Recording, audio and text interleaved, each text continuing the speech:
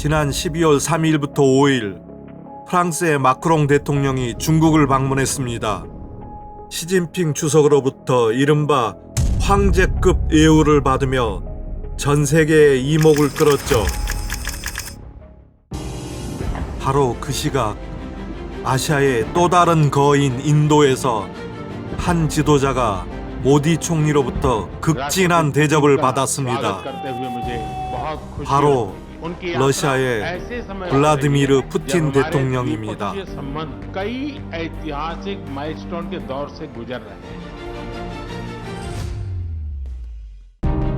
푸틴 대통령에 대한 인도의 환대는 시작부터 남달랐습니다. 통상적인 의전을 넘어 모디 총리가 직접 팔람 공군기지에 영접을 나가는 매우 이례적인 장면이 연출되었습니다. 서방 세계가 그토록 고립시키려 했던 러시아의 대통령이 세계 최고의 인구의 국가인 인도에서 레드카펫을 밟은 것입니다.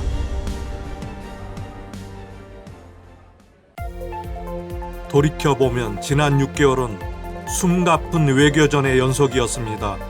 9월 텐진 상하이 협력기구의 정상회의를 시작으로 베이징 전승절 80주년 행사, 11월 아세안 정상회의, 경주 에이펙, 그리고 남아공 G20까지 이 일련의 과정은 국제 질서가 미국 중심의 단극 체제에서 다극 체제로 이동하는 급격한 전환기였습니다.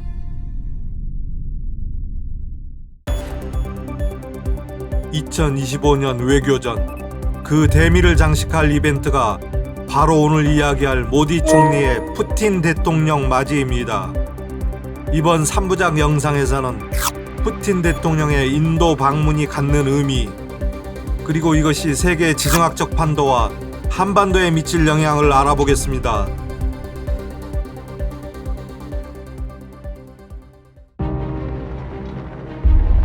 먼저 1박 2일 약 30시간의 체류 일정을 따라가 봅니다. 이번 동선은 이례적인 환대에서 시작해 국가적 예우를 거쳐 철저한 실리로 마무리되는 치밀한 행보였습니다. 12월 4일 저녁, 모디 총리는 관례를 깨고 팔람 공군기지 활주로까지 직접 마중 나갔습니다. 트랩에서 내린 푸틴과 모디가 나눈 이른바 봄포옹, 베어허그는 이번 방문 성격을 상징적으로 보여줍니다. 이어서 주목할 만한 장면이 포착되었습니다. 공항을 떠날 때 두 정상은 각자의 의전 차량이 아닌 같은 차에 동승했습니다.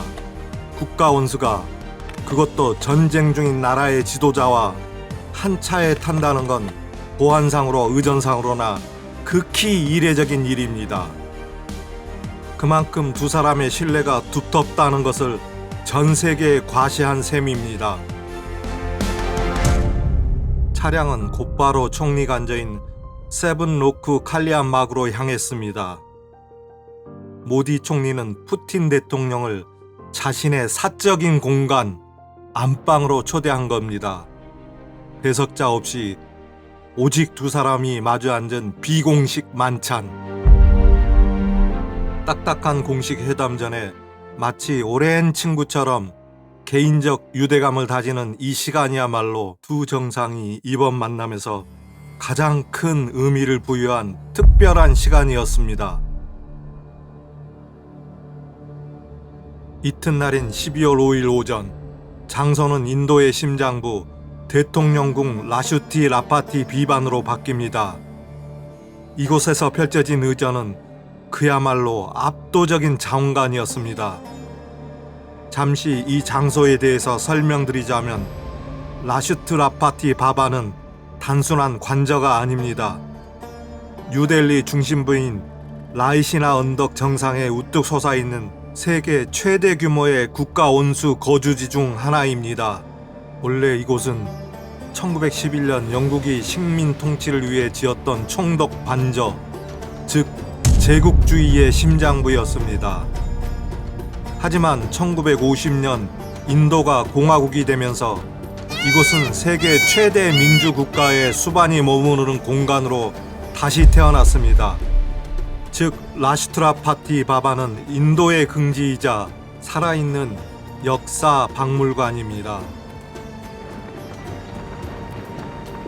역사적인 무대 위로 푸틴 대통령의 전용 차량이 들어오자 인도의 최정예 기마 부대인 대통령 경호대 PBG가 호위를 시작했습니다. 화려한 제복을 입은 기마병들이 말발굽 소리를 울리며 차량을 에워쌌고 광장까지 웅장하게 에스코트하는 모습은 인도가 보여줄 수 있는 최고의 격식이었습니다. 특히 화면을 압도하는 저 기마병들을 보십시오. 전원 키 183cm 이상의 정예 병사들로 구성되어 있는 이들은 화려한 붉은 제복에 터번을 착용하고 윤기 흐르는 검은 말을 탄 채 창을 들고 도열했습니다.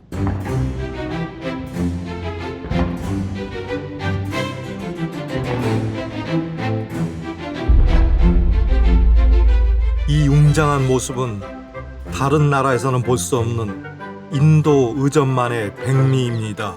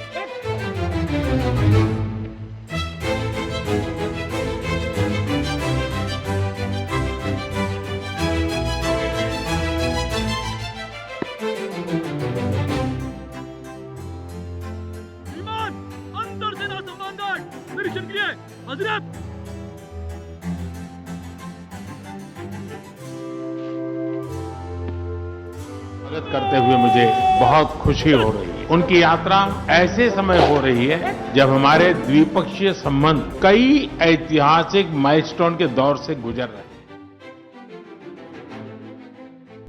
이 화려한 호위 속에 등장하는 주인공, 여러분, 인도의 공식 국가 원수는 모디 총리가 아닙니다. 의전서열 1위는 바로 드라우파디 무르무 대통령입니다. 실제로 드라우파디 무르무 대통령이 행사장에 도착했을 때 모디 총리가 직접 차 앞에서 예의를 갖추고 서 있는 모습에서도 그녀의 의전서열이 더 높다는 것을 분명히 보여줍니다. 그녀는 인도 소외계층의 희망입니다. 인도 역사상 최초 아디바시, 즉 원주민 부족 출신이기 때문입니다. 카스트 제도에도 속하지 못했던 소외된 부족민 출신이 국가 원수가 된 것입니다. 쉽게 이해하자면 아디바시는 미국의 네이티브 아메리칸이나 호주의 에버리진과 같은 개념입니다. 인도의 카스트 제도는 복잡합니다. 흔히 불가촉 천민이 카스트 시스템의 가장 낮은 곳에 속한다고 알려져 있지만 아디바시는 그 불가촉 천민과도 구별되는 원주민 부족입니다. 이들은 수백 년간 힌두 사회 시스템 밖에서 숲이나 산간 지역에 고립되어 살아온 사람들입니다. 카스트 제도에 속하지 못했던 소외된 부족 출신이 국가 원수가 되었다는 것. 따라서 무르무 대통령의 당선은 단순한 사회적 승리를 넘어 인도의 수직적 구조를 완전히 벗어난 역사적 대격변을 의미합니다. 푸틴 대통령을 맞이하는 이 장면에는 인도의 역동적인 사회상이 녹아 있습니다. 의전 행사가 끝나고 무르무 대통령은 동행한 러시아 강요들과 일일이 악수를 나눕니다. 이때도 모디 총리는 무르무 대통령의 뒤를 따르며 수행하는 모습에서 헌법상 모디 총리의 의전 서열이 대통령보다 낮다는 것을 다시 한번 확인할 수 있습니다. 이 자리에는 동행한 러시아 강요 중에 특히 주목해야 할 인물 2명이 보입니다. 바로 벨로소프 국방장관과 엘비나 나비울리나 러시아은행 총재입니다. 나비울리나 총재는 서방 제재 속에서 러시아 금융 시스템을 안정화시키고 루블 루피 결제 시스템과 같은 제재 우회 방안을 주도적으로 마련하는 핵심 인물입니다. 그녀가 동행한 것은 이번 정상회담의 핵심 의제 중 하나가 달러를 우회하는 금융 시스템 구축에 있음을 명확하게 보여줍니다. 그리고 벨로소프 국방장관은 S-400 방공 시스템 인도 지원 및 인도 현지 생산 문제를 논의하기 위해 동행했습니다. 이처럼 금융 총재와 국방장관이 모두 동행한 것은 이번 회담이 군사 안보와 금융 경제라는 2가지 핵심 축을 중심으로 이루어졌음을 단적으로 보여줍니다. 이어 푸틴 대통령은 인도의 국부 마하트마 간디의 추모 공원인 라지가트를 찾아 헌화했습니다. 간디는 설명이 필요 없는 인물이죠. 영국의 식민 통치에 맞서 총칼이 아닌 비폭력과 불복종으로 저항하며 인도의 독립으로 이끈 정신적 지주로 꾸며진 인물이죠. 하지만 이 헌화가 갖는 상징성 및 의도는 복잡합니다. 첫째, 푸틴의 헌화는 서방의 압력에도 굴하지 않고 러시아와의 관계를 유지하고 있는 인도의 전략적 자율성 노선을 간접적으로 지지한다는 강력한 메시지입니다. 둘째, 러시아의 현재 입장을 우회적으로 대변합니다. 비폭력의 상징인 간디의 묘역에 서서 우리의 무력 사용은 불가피한 안보 수단이었을 뿐이라는 메시지를 국제사회에 전달하려는 의도입니다. 셋째, 간디는 서방 제국주의에 맞선 글로벌 사우스의 영웅입니다. 푸틴이 그를 기리는 것은 우리는 서방의 패권에 저항하는 너희 편이라는 결속의 제스처를 아시아와 아프리카 등 글로벌 사우스 국가들에게 보내는 것입니다. 결론적으로 라지가트 헌화는 푸틴의 인도 방문에서 가장 정치적이지 않으면서도 가장 정치적인 의미를 담고 있는 행위였습니다.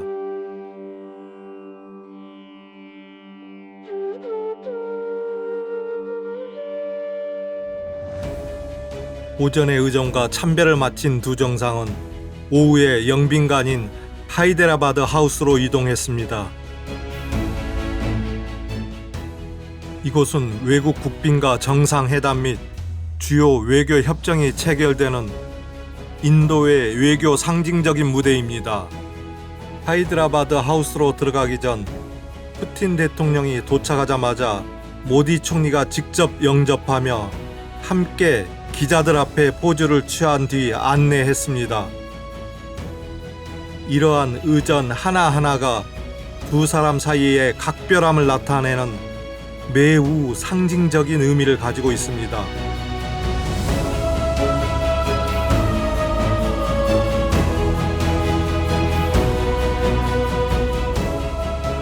이곳에서 푸틴 대통령은 모디 총리와 제23차 연례 정상회담 일정을 소화했습니다. 양국 정상과 주요 강요들이 배석한 가운데 방산, 에너지, 금융 등 전략적 동반자 관계 전반에 걸친 핵심 의제를 논의했습니다.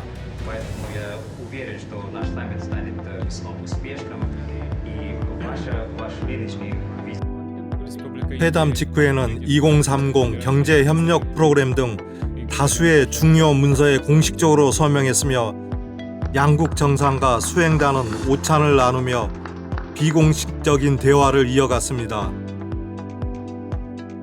이어서 두 정상은 현대적인 국제 컨벤션 센터인 바라트 만다팜으로 이동했습니다. 이곳은 2023년 G20 정상회의가 열렸던 장소이자 이번 방문에서 가장 경제적 실리적 중요성을 갖는 인도 러시아 비즈니스 포럼이 열리는 곳입니다. 이 포럼은 군사 안보를 넘어 미국을 견제하여 양국이 경제적으로 자립할 수 있는 구체적인 경로를 제시하는 장이었습니다. 모디 총리와 푸틴 대통령은 공동으로 2030년까지 양국 교역 규모 1,000억 달러 달성 목표를 재확인했고, 이를 위한 2030 경제협력 프로그램이 서명되었음을 기업인들에게 공표했습니다. 주요 의제로는 루블 루피 결제 시스템의 확대, 유라시아 경제연합과 인도의 자유무역협정 조기 체결 추진 의지 표명, 그리고 러시아의 첨단 제조 기술과 산업 제품을 인도 현지에 공동 생산하는 메이크 인 인디아 합작 투자 확대 등이 논의되었습니다. 푸틴 대통령은 인도의 성장에 필요한 석유, 가스, 석탄 공급을 차질 없이 계속할 것이라고 약속했습니다. 모디 총리는 러시아 단체 관광객들에게 무료 전자 관광 비자 발급을 곧 시작할 것이라고 발표하며 인적 교류의 문을 넓혔습니다.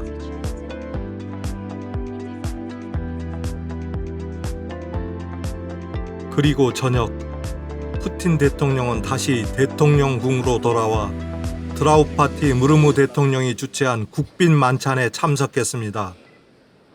이 만찬은 공식 방문 일정의 화려한 정점이자 국가 원수가 주최하는 최고의 국가적 예우를 상징했습니다. 푸틴 대통령은 대통령 앞 상석에 착석했고, 양국 주요 관리들이 함께 배석한 가운데 무르무 대통령과 푸틴 대통령은 양국 우호와 건강 기원을 위한 공식 건배를 나눴습니다.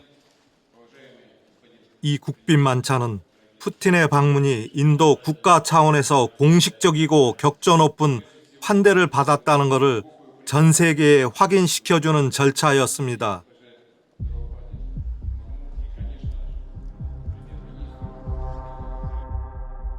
자, 세부적인 나무를 봤으니 이제 숲을 볼 차례입니다. 앞에서 본 물류망과 국방 이슈를 포함해 푸틴 대통령의 이번 방문 목적 최종 성적표를 핵심 항목 위주로 빠르게 정리하고 결론인 지정학적 영향으로 넘어가겠습니다. 먼저 푸틴 대통령이 왜 이 시점에 인도를 찾았는가? 그 목적은 세 가지로 요약됩니다. 첫째, 고립 탈피입니다. 서방은 러시아가 고립되었다고 하지만 인도가 여전히 굳건한 전략적 파트너임을 전 세계에 과시했습니다. 둘째, 경제 체질 개선입니다. 석유와 가스만 팔던 구조에서 벗어나 제조업과 농업, 기술로 무역의 판을 넓히려는 시도입니다. 셋째, 독자 결제망 구축입니다. 서방의 금융 제재를 무력화할 루블, 루피 결제 시스템을 강화해 달러 없는 무역을 실현하는 것입니다. 자, 단순한 무역 함의처럼 보이지만 이 안에는 급격한 국제 정세 변화가 꿈틀대고 있습니다. 그렇다면 2025년을 마무리하는 이 12월, 두 정상 간의 만남이 갖는 진짜 상징적 의미는 무엇일까요?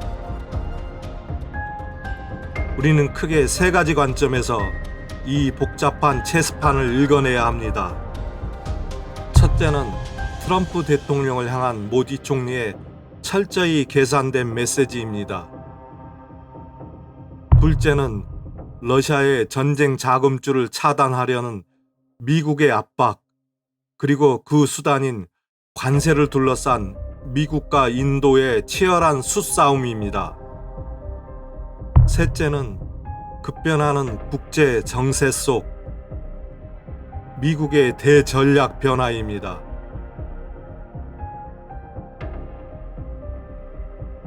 자, 표면적으로 1,000억 달러 교역 합의라는 화려한 성과가 발표되었습니다. 하지만 진짜 중요한 내용은 금액이 아닙니다. 이 막대한 돈과 물자를 어떻게 옮기고 또 어떻게 지킬 것인가 하는 구체적인 방법, 그리고 이 만남이 불러올 거대한 후폭풍입니다. 이어지는 2부에서는 미국의 봉쇄망을 무력화시킬 결정적인 핵심 열쇠, 세계의 지도를 바꿀 물류혁명과 인도의 하늘길을 지킬 국방기술의 실체를 자세히 알아보겠습니다.